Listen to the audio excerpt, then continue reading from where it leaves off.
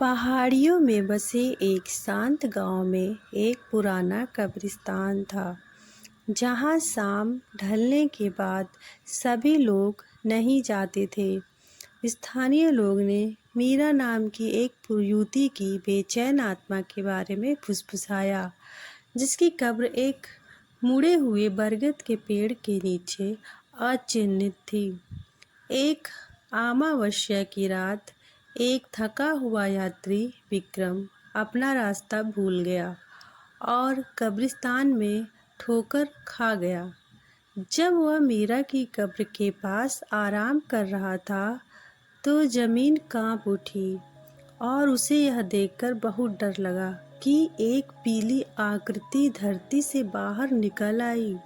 लाश, जिसकी आंखें खोखली लेकिन चमक रही थी, सूखे पत्तों जैसी आवाज में बोल रही थी, डरो मत अजनबी, मैं मीरा हूँ और मैं केवल अपनी कहानी बताना चाहती हूँ।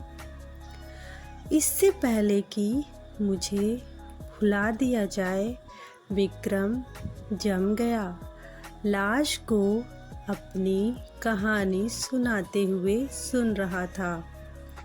मीरा एक बुनकर की बेटी थी, जिसकी शादी एक क्रूर जमींदार से हुई थी। वह एक और व्यक्ति से प्यार करती थी, जो अर्जुन नाम का एक दयालु कवि था, लेकिन उसके परिवार के कर्ज ने उसे शादी के लिए बाध्य कर दिया। अपनी शादी की पूर्व संध्या पर मीरा अर्जुन से मिलने के लिए भाग गई, लेकिन जमींदार के आदमियों ने उसे पकड़ लिया।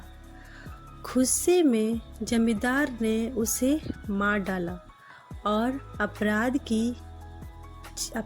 को छिपाने के लिए उसके शरीर को गुप्त रूप से दफना दिया।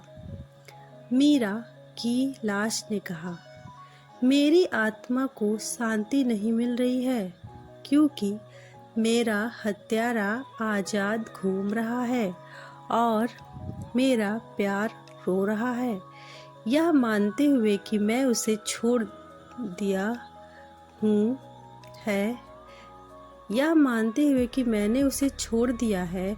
उसने मिट्टी में दबे एक लॉकेट की ओर इशारा किया, जो अर्जुन के साथ उसकी सगाई का सबूत था।